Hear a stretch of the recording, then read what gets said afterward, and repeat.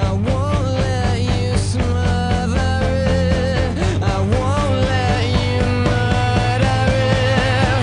And our time is running out. And our time is running out. You can't push it underground. You can't stop it screaming out.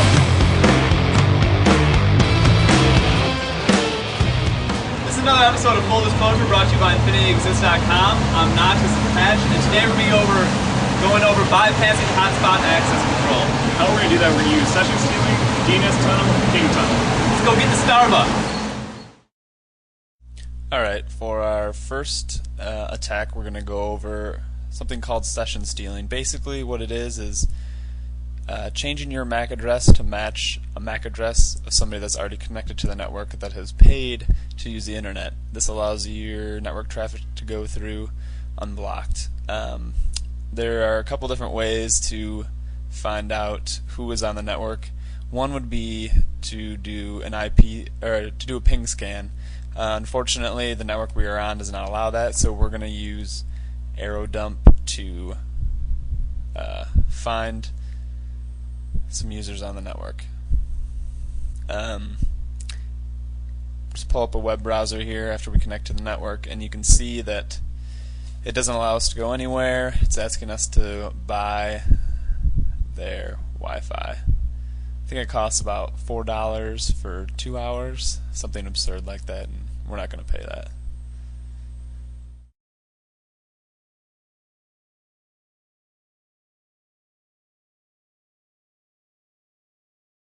Alright, first step is to put our wireless network card into monitor mode.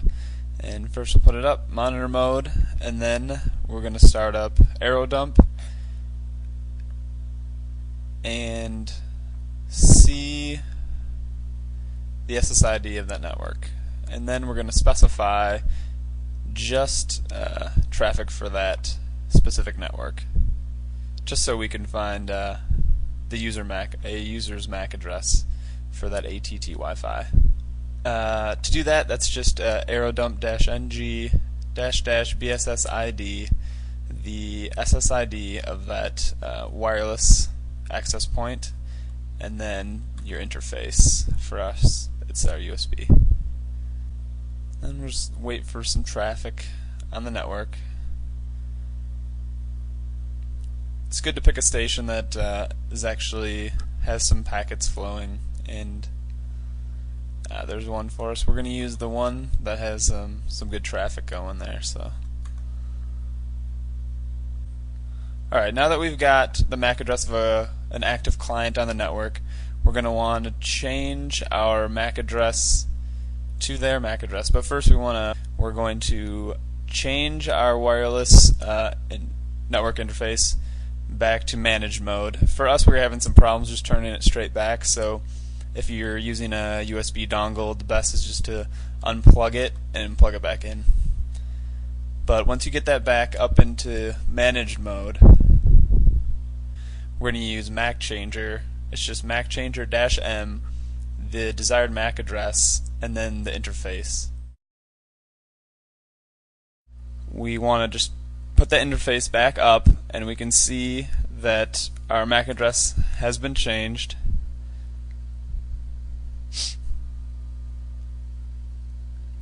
And we're just going to run the wireless assistant to connect back to that ATT network.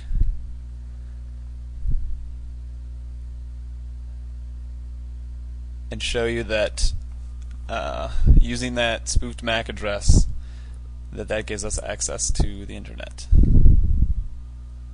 Now that we're connected, we're just going to pull up Firefox and go to InfinityExist.com.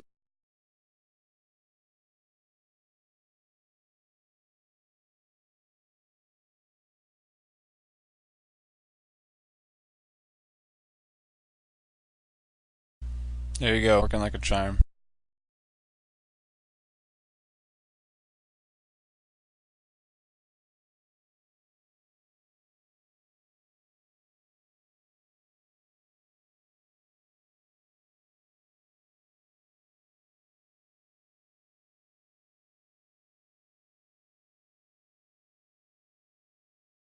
The second method we're going to demonstrate is the DNS tunnel. DNS stands for Domain Name System, and it's a naming system for computers and servers. Basically, it associates a server's domain name with other information like its IP address. Most of the time, paid hotspots do not block traffic between your computer and their DNS server. We can tunnel our internet data through DNS packets to a fake DNS server to bypass the hotspot's access controls. The DNS server that we'll be using is Iodine, and it'll be running on a CentOS computer. You probably could run it on any Linux distribution or even Windows. To install Iodine, just go to its website and download the tarball.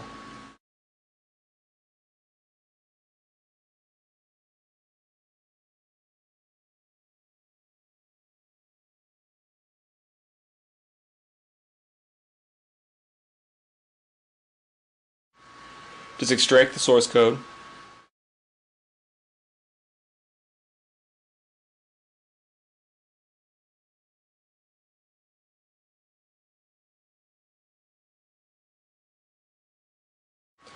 Alright, and now I'm going to log into root using the su command.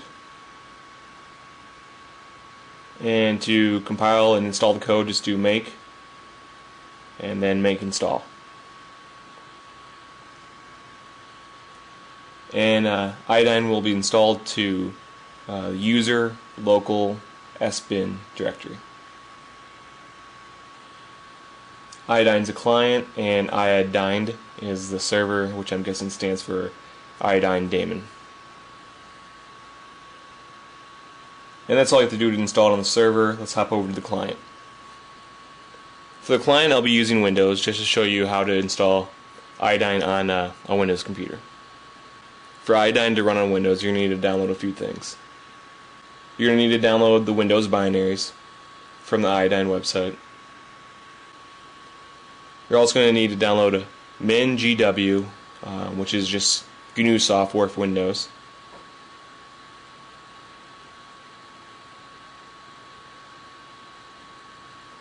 And you're also going to have to download OpenVPN.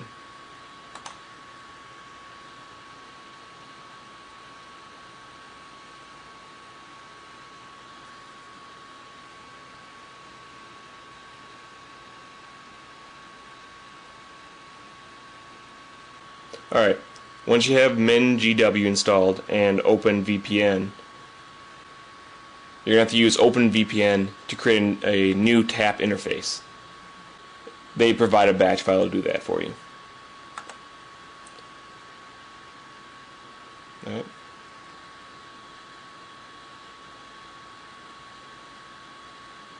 And once it's created, you're going to have to rename it to DNS.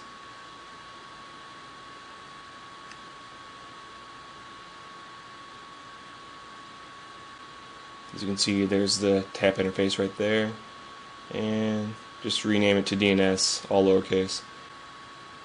That way, Iodine knows what interface to use. Alright. And here's the binary files that you downloaded. If everything was installed correctly, you should be able to run these and have the DNS tunnel work. Now that we have Iodine installed on our server and client, we want to test it out to make sure everything's working properly. So I'm just going to hop over to the server computer here and start up the Iodine daemon. Iodine-F, that means to keep it in the terminal. And then you want to specify the IP address of the server. And you want to make sure that IP address is not included on any subnet in your network. And then I'm going to put test.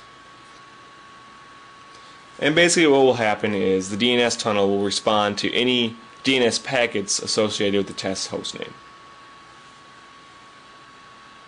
And then just push enter and input the password that you want to use. And now that the server's running, we can hop over to our other computer and start the client.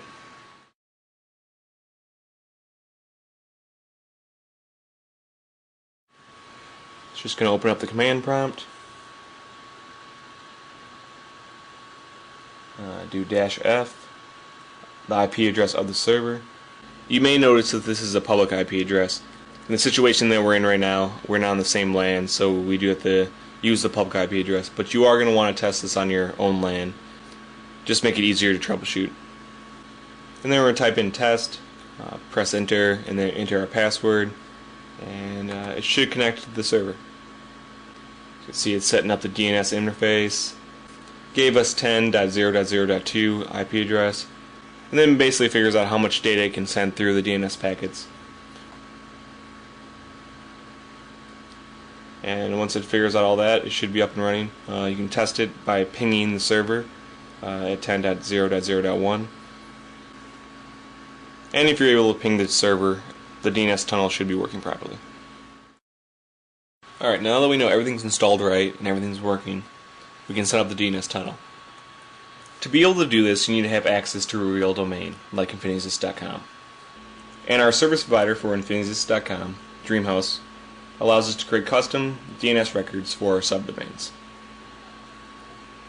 So what we did is we added the subdomain tunnel, which is a name server that points to server.infinitysys.com. And server.infinitysys.com has the IP address of our PC running the Iodine server. Basically what this means is any DNS query ending with tunnel.infinitysys.com will be delegated to our server.infinitysys.com. This way we can send DNS packets from our laptop to the default DNS server, to DreamHost's DNS server, and then to our PC running Iodine. So this is the basic idea behind the DNS tunnel. The Iodine client running on our laptop will encapsulate our internet traffic into DNS queries. So the DNS packet will have a bunch of encoded data, then .tunnel.infinitysys.com, which is sent to the default DNS server, which in this case is the Starbucks DNS server. This DNS server will have information about Infinitysys.com. However, it will need to request information from DreamHost's DNS server about the subdomain tunnel. The DreamHost DNS server delegates the query to our PC running the Iodine server. The Iodine server will decode this internet traffic, do what it needs to do, and then send back encoded internet traffic to our laptop. And that's how DNS tunneling works. The command that we use to run the Iodine server is idin, the unused IP address 10.0.0.1, and then tunnel.infinitysys.com. And that just informs it to only respond to DNS requests ending in tunnel.infinitysys.com. Enter your password, and the server's all up and running. Also, if your server's sitting behind a router, you want to make sure you port forward UDP port 53. And another thing, the server needs to be running an open SSH server. For information on how to do that, watch episode 14. Now that the Iodine server is all configured and up and running, we can go to our local hotspot and use DNS tunneling to bypass access controls. Alright, we're at a local hotspot here, and if you open up a browser and try to browse to a web page, you automatically get redirected, and they want you to pay money for internet. So obviously we want to use the DNS tunnel. So the first thing we need to do is make sure that DNS packets aren't blocked. And an easy way to do that is just to ping some website like Infinitysys.com. And if you notice on the first line it says Infinitysys.com and then the IP address. So that means it went to the DNS server, retrieved Infinitysys IP address, and that tells us that DNS queries are not blocked. So now we can use our Iodine client to connect to our DNS tunnel. And the command to do that is just iodine-f tunnel.infinitysys.com.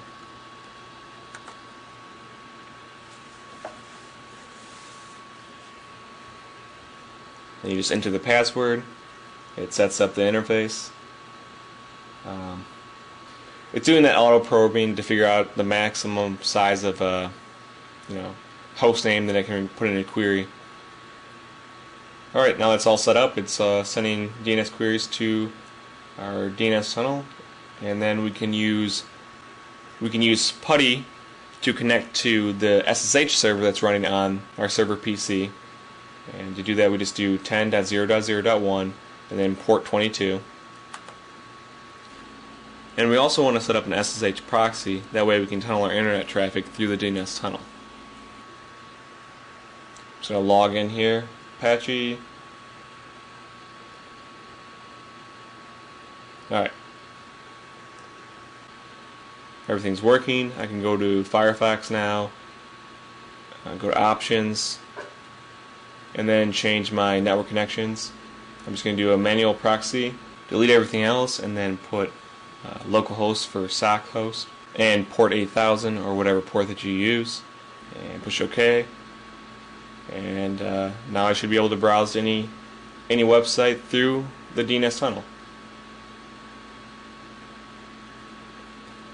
You may notice that's not the fastest connection in the world, but it is bearable. So there you go.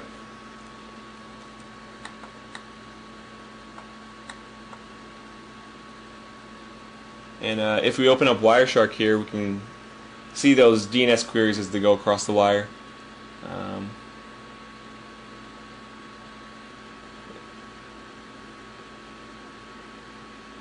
You can see all that encoded data in the DNS requests.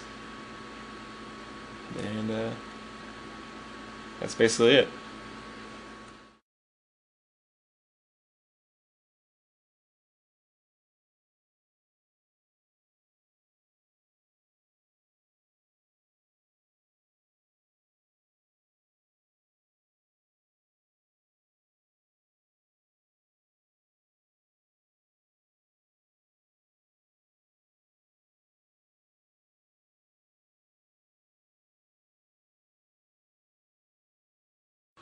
The last method that we want to show you is the ping tunnel.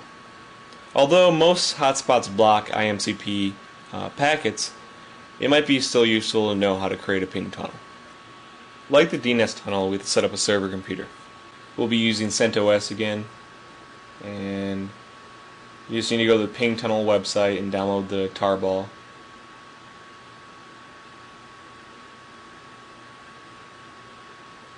Just download it from freshmeat.net.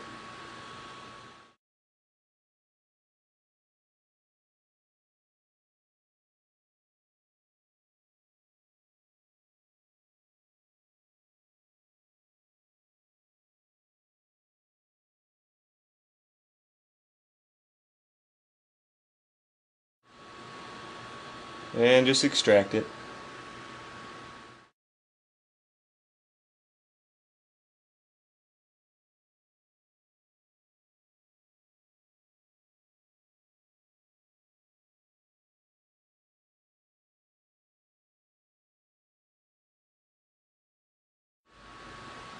And to install it on CentOS, we'd need to first download the libpcap libraries.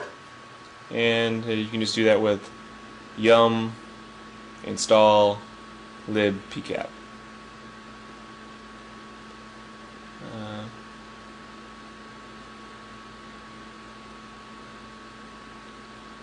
And as you can see, I've already done that. And then you can just type in make and then make install. If you happen to be on a Ubuntu computer, you can just do sudo apt-get install ptunnel.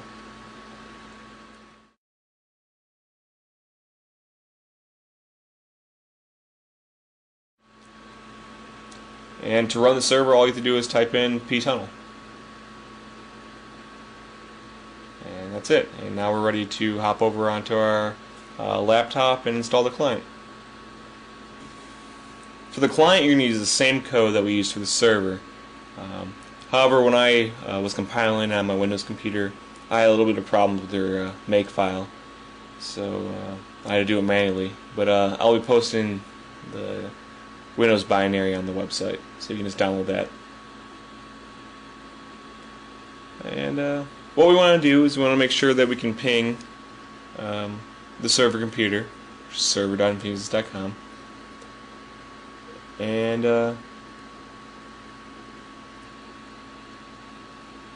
And although we got a reply, it's not guaranteed that it's going to work. Most hotspots do block ping traffic.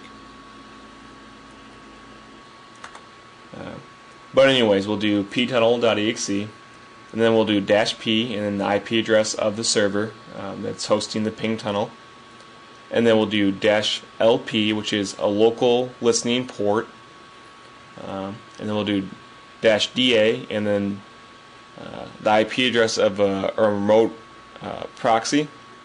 And since the server computer is running the SSH server, we can just use the same IP address, and then we'll do the -DP, which is the destination port, and that's just SSH is running on port 22.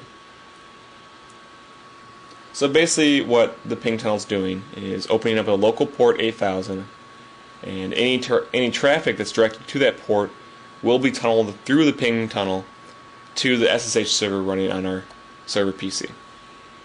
And then we just push enter and the ping tunnel is set up. And now we can open up PuTTY, configure it to localhost, and then point to port 8000. And then we'll start a SSH tunnel on port 8001, and then we'll just log into the SSH server here. Alright, seems like everything's working.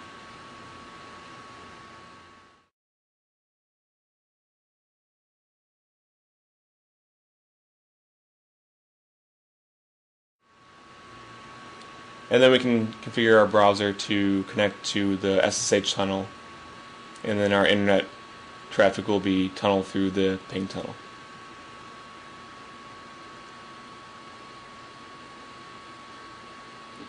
And as you can see, I can connect to infinityexist.com.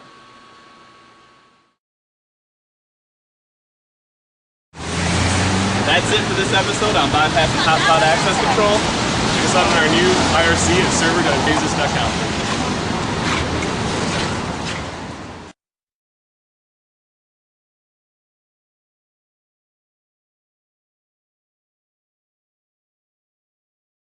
Morning.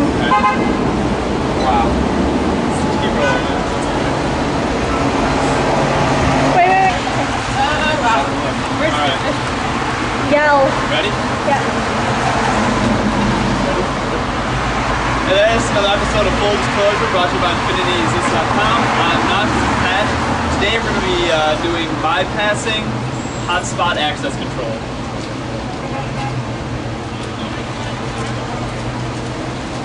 Alright, this is good.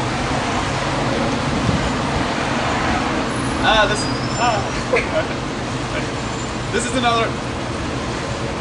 Ready? This is another episode of Full Disclosure brought to you by infinityexist.com. I'm Knox, this is Pat, and today we're going to be doing another episode on bypassing hotspot access control. No, you're fine.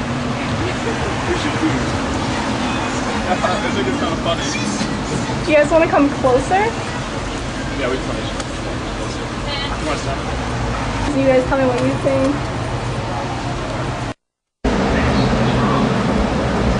This is another episode of Full Disclosure brought to you by infinityexist.com. I'm Knox, and this is Patch, and today we're going to be doing bypassing hotspot access control. And what we're using to do that is session stealing, DNS tunnel, and ping tunnel. Yeah, the Starbucks back here. Let's do it. Wait. Alright, that's it for this episode of. She on my end. Alright, let's do it. Alright.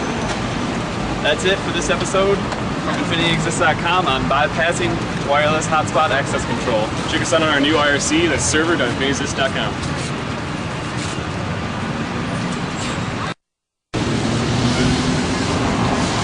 That's it for this episode on bypassing hotspot access control. Check it out.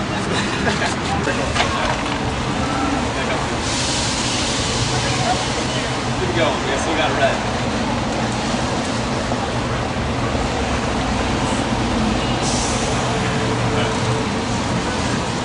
This is another episode of Full Disclosure brought to you by infinityexist.com. I'm Knox and this is Patch. Today we're going to be doing bypassing hotspot access control. Alright, again, ready? We gotta go. This is another episode of Full Disclosure brought to you by infinityexist.com. I'm Knox, this is Patch, and today we're going to go over going over bypassing hotspot access control. How we're going to do that, we're going to use session stealing, DNS tunnel, and ping tunnel. Let's go get the Starbucks.